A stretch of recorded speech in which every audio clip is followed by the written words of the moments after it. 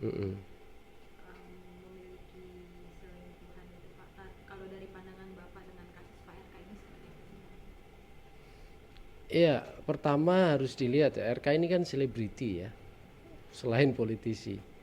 Ya, kalau di saya kan mengajar mata kuliah namanya kajian selebritas ya. Saya jadi kita juga mengkaji fenomena siapa gitu ya, figur, public figur gitu yang menjadi selebritas, yang dia itu bisa datang bukan hanya dari background entertainment atau hiburan ya, tetapi juga politisi pun juga bisa menjadi selebritas. Nah, termasuk RK ini. Nah, biasanya kalau orang sudah menjadi selebritas itu biasanya ada banyak hal ya yang kemudian yang dikait-kaitkan dengan skandal ya. Nah, biasanya kalau bicara skandal itu nggak hanya skandal politik ya. Nah, skandalnya juga bisa skandal terkait kehidupan pribadi. Nah, misalnya contoh gitu ya, apalagi misalnya tiba-tiba muncul nih RK ini kan, kalau dikenal citranya sebelum-belumnya sebagai bapak yang mencintai istrinya, perhatian pada anak, figur role model lah ya, figur yang bagus ya. Kemudian ini bukan hanya mengantarkan dia sebagai figur yang berpengaruh sebagai gubernur ya, sebelumnya wali kota ya, bahkan sempat eh, masuk dalam bursa calon presiden wakil presiden di masa itu ya. Nah, kemudian tentu saja menjadi menarik bagi masyarakat ya, karena sosok selebritas kan juga selalu orang itu penasaran biasanya ya pada aspek-aspek yang pribadi gitu. Nah, kalau kita simak juga Pak RK ini kadang di medsosnya suka juga menyampaikan hal-hal yang pribadi, keluarga gitu ya. Nah, tiba-tiba orang dikejutkan nih dengan figur yang namanya Lisa. Ya, yang Lisa tiba-tiba memberikan sejumlah informasi ya, testimoni gitu. Pernah punya berelasi atau hubungan dengan Pak RK, bahkan katanya punya anak. Nah, ini yang kemudian orang menduga-duga ini itu peristiwa yang natural gitu, natural dalam artian memang apa adanya begitu gitu ya, ataukah memang ada semacam pihak-pihak tertentu yang ingin katakanlah menjatuhkan Pak RK. Nah, ini yang kadangkala memunculkan banyak pertanyaan. Kalau saya sendiri ya, saya kira dalam politik apalagi figur politik itu tidak ada yang 100% natural. Pasti ada pihak-pihak tertentu yang mungkin saja gitu ya, itu juga mungkin semacam cemburu lah ya dengan reputasi Pak RK gitu ya. Mungkin juga semacam Pak RK ini kan melenting ya karirnya, dan seperti sempurna sekali gitu ya. Rasa-rasanya kemudian akan munculkan ya kompetitor juga, orang-orang baik secara langsung tidak langsung itu merasa terganggu atau kurang nyaman gitu ya. Sehingga bisa jadi gitu ya ada pihak-pihak tertentu yang memang memunculkan isu-isu semacam ini untuk merusak reputasi Pak RK juga seperti itu ya. uh, Sebenarnya kan peristiwa ini itu bisa aja saya lihat ya, misalnya orang gitu ya merasa dirugikan gitu ya. Mbak Lisa misalnya itu menyampaikan gugatan hukum gitu ya di pengadilan ya, tentu dengan proses target subjek gugatan hukum yang dia maksudkan. Tapi kalau kita simak kan enggak ya, hanya keterangan gitu ya, penjelasan di media sosial yang ramai juga seperti itu. Nah, sama persis juga kita simak juga ini dari timnya Pak RK juga belum mengajukan gugatan misalnya contoh penyemaran nama baik seperti itu. Jadi akhirnya kan menjadi diskursus publik ya, dan publik masih bertanya-tanya ini yang benar yang mana, yang benar siapa nih itu. Nah, entah pertama pertanyaannya kan adanya relasi atau hubungan itu benar apa enggak misalnya begitu ya, pernah jadi istrinya apa enggak itu misalnya begitu, orang enggak dapat bukti kan, masih masih ya menduga-duga saja gitu. Belum lagi kalau dikait-kaitkan gitu, katanya punya anak misalnya, nah apakah itu anaknya Pak RK apa bukan gitu ya. Nah, seperti ini yang kemudian kalau masih menjadi perdebatan itu ya selamanya masih ada di area yang abu-abu karena belum menjadi fakta hukum yang bisa diuji seperti itu gitu.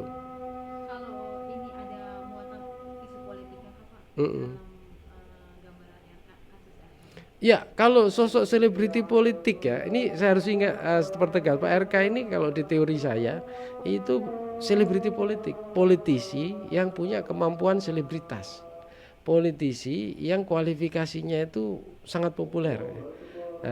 Sehingga seperti selebriti dan gayanya kan Pak RK juga suka juga mengekspos hal-hal yang sifatnya personal seperti itu. Nah, itu kan seperti selebriti juga. Nah, kalau biasanya terkait politik tentu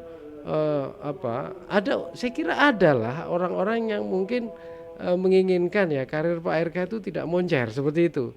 Ya, reputasinya tidak sebaik di masa lalu gitu ya. Nah, apalagi misalnya dalam konteks sekarang banyak sekali ya hal-hal yang dikaitkan, isu-isu yang dikaitkan dengan Pak RK. Ya, ada isu-isu yang lain ya, misalnya yang terkait dengan KPK atau yang lain gitu ya. Nah, itu semua kan biasanya memang seorang politisi itu kadangkala yang risiko itu diserang oleh pihak lain atau reputasinya dihancurkan oleh pihak lain gitu. Terlepas bahwa kelemahan-kelemahan yang dimilikinya, kalaulah itu benar, itu juga memungkinkan menjadi objek sasaran seperti itu. Karena yang mahal dari selebriti dan selebriti politik tentunya ini reputasi dan tidak mudah menjaga reputasi ya. Apalagi public figure ya. Karena manusia itu biasanya kan ya kalau dikatakan 100% sempurna rasanya mustahil gitu ya. Nah, biasanya tetap ada celah-celah, entah sengaja tidak sengaja, entah karena khilaf atau apapun gitu ya. Nah, masyarakat Indonesia itu biasanya sangat sensitif ya terkait dengan isu-isu moralitas, isu-isu yang terkait dengan integritas gitu ya. Nah, itu biasanya sensitif gitu. Jadi misalnya yang dicari kan biasanya itu role model, public figure yang sempurna ya. Kalau jadi ayah ya ayah yang baik gitu ya. Jadi suami-suami yang baik gitu ya.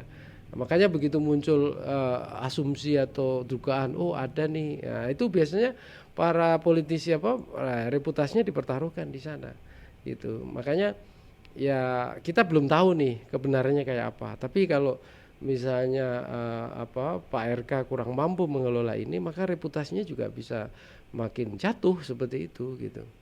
Pak, kenapa sih isu perempuan itu selalu dijadikan senjata dalam perpolitikan itu? Apakah emang seperti itu? Ya, ada adagium yang lama yang sering kita dengarkan. Biasanya itu ada 3 hal yang terkait satu sama lain. Ya, tahta gitu ya, kekuasaan gitu, ya kan? Apalagi Harta. harta, kekayaan gitu ya, atau ya basis ekonomi, ya kekayaan lah. Kemudian yang ketiga wanita, gitu ya. Itu biasanya dikaitkan satu sama lain, ya. Ada beberapa yang mengatakan di balik biasa ini bukan bias gender ya, tapi di balik sosok figur laki-laki yang sukses ada perempuan hebat. Ya, biasanya ada yang mengatakan itu. Tapi juga ada juga ya kalau kita sering dengar juga laki-laki hebat pun bisa jatuh karena gara-gara perempuan juga, misalnya begitu. Ya, dan itu biasanya terkait skandal ya, skandal. Kalau di dunia selebritas kita sering dengar tuh adanya selebriti dalam arti dunia entertainment ya, itu sudah banyak kan yang sering kita dengar ya, isu perselingkuhan lah, isu inilah perceraian dan seterusnya. Tapi biasanya agak jarang nih ya yang dari kalangan politisi ya, walaupun rumor seperti itu sering kita dengarkan, tetapi memang perempuan itu salah satunya juga bisa khususnya bagi politisi laki-laki ya, itu bisa menghancurkan reputasinya juga. Kenapa? Karena lihat ya, selama sekian periode terakhir, tahun terakhir, itu isu kesadaran gender, kesetaraan itu kuat. Ya, jadi kalau misalnya apalagi seorang politisi laki-laki punya power, kemudian menyalahgunakan kekuasaannya, apalagi yang jadi objek sasaran adalah perempuan yang dirugikan, anak-anak yang dirugikan misalnya seperti itu. Maka entah benar entah salah, itu soal fakta hukum yang nanti diuji. Itu seringkali secara tidak langsung juga mendowngrade atau menurunkan ya pengaruh dan reputasi seorang politisi itu gitu. Dan ya banyak ya di Indonesia sebenarnya cukup lumayan, cuma memang tidak semua menjadi public figure yang sangat terkenal seperti Pak RK. Dulu kan ada politisi Golkar tuh misalnya begitu ya. Ada beberapa yang lain juga kita dengar kepala daerah juga ada. Tapi memang biasanya kalau bicara soal eksekutif ya, apalagi di masyarakat yang konservatif, yang dimana moralitas dan agama itu masih dipegang kuat, biasanya isu-isu yang terkait dengan apa namanya kekerasan terhadap perempuan atau yang dilakukan laki-laki tentunya ya, kemudian menerlantarkan keluarga atau apapun yang iya seperti itulah, tidak ada tanggung jawab dan seterusnya, itu biasanya menjadi sorotan dan ya cukup berpengaruh ya di masyarakat, walaupun itu tidak merata. Ada beberapa, saya pernah melakukan beberapa survei juga, kalau di daerah yang konservatif, masyarakat memegang prinsip kuat terhadap agama, terhadap moralitas, ya biasanya itu kuat pengaruhnya. Jawa Barat dugaan saya masih kuat sekali gitu ya. Tapi ada juga beberapa daerah ya di luar Jawa yang saya pernah melakukan, itu isu-isu itu nggak berpengaruh. Ya skandal lah, inilah, itu nggak berpengaruh. Nikah beda agama itu bahkan nggak berpengaruh. Poligami beberapa itu nggak berpengaruh. Tapi jangan ditarik ini ya, di beberapa daerah itu pengaruh sekali juga gitu ya. Jadi tidak merata kalau kita bicara elektoral gitu ya. Nah, kalau kita bicara keorganisasian, ya tentu ada partai-partai yang mungkin ya dugaan saya masih permisif ya, mentoleransi ya hal-hal seperti itu sejauh itu tidak punya dampak elektoral. Tapi ada juga partai-partai yang saya kira organisasi yang kemudian sangat concern dengan reputasi, citra diri personal tokoh tersebut gitu ya. Biasanya seandainya dia kembali ke panggung politik, kalau itu benar gitu ya, adanya fakta-fakta seperti itu sulit sekali muncul di panggung depan atau menjadi top leader atau figur utama. Itu setahu saya sulit. Biasanya ya ada punya peran tetapi tidak di panggung utama. Karena di mana-mana di Indonesia kalau kita bicara public figure, harapan masyarakat itu biasanya pengennya sosok yang sempurna. Nah, faktanya sulit ya, tidak semua orang bisa memenuhi harapan dan ekspektasi dari masyarakat ya, sebagai figur pemimpin, misalnya pemimpin politik, sebagai kepala keluarga, sebagai ayah, sebagai suami ya, sebagai tokoh berpengaruh di masyarakatnya yang benar-benar sempurna. Di situ tantangannya. Kalau dari sini ada dalang atau yang menunggangi nggak sih, Pak, dilihat dari kasus ini?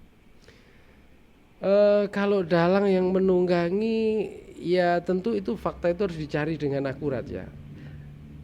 Saya tidak bisa menjawab soal itu. Tetapi kalau ada orang yang mendapatkan manfaat, ada figur-figur tokoh-tokoh politik, organisasi politik bahkan, yang mendapatkan manfaat di balik terkuaknya atau munculnya isu skandal yang dialami Pak RK ini, tentu ada itu ya. Contoh misalnya, bisa jadi Pak RK itu bersahabat baik dengan Pak Deddy Mulyadi, bisa juga Pak Deddy Mulyadi itu kawan akrab juga dengan Pak RK. Tapi konstelasi politiknya kan berbeda hari ini. Pak Deddy ada di Gerindra, gitu ya. Dulu Golkar, ya Pak RK di Golkar, misalnya begitu. Waktu Pilkada Jawa Barat, misalnya dulu Pak RK itu lawan tangguh Pak Deddy. Kalau seandainya Pak RK itu tetap di Jawa Barat, walaupun akhirnya ke Jakarta. Nah, Pak Deddy sekarang, Deddy Mulyadi, Kang Deddy itu naik daun, ya luar biasa populer. Pemilu Pilkada menang telak gitu ya. Nah, Jawa Barat tuh ya tentu saja hari ini menjadi panggungnya Deddy Mulyadi, bukan lagi panggungnya Ridwan Kamil kan gitu. Apalagi di tengah isu-isu yang menerpa Pak RK ini kan gitu.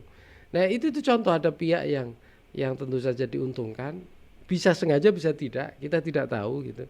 Tapi yang jelas ada.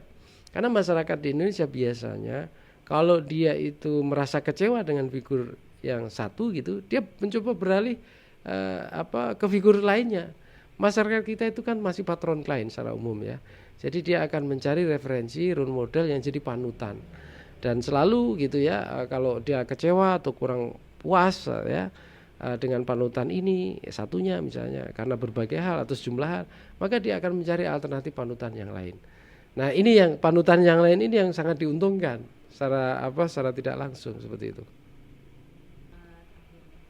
Dari perjalanan kasus Pak RK ini, Mm-mm. apakah ada kemungkinan dia untuk bisa membangkitkan atau mengembalikan citranya lagi nih yang tadinya diagung-agungkan atau dinilai selalu baik dan positif vibes ini, untuk bisa kembali membangun citranya lagi di karir politik maupun dia di selebriti? Ya, begini. Politisi itu di mana-mana bisa terbunuh berkali-kali. Kita tahu itu.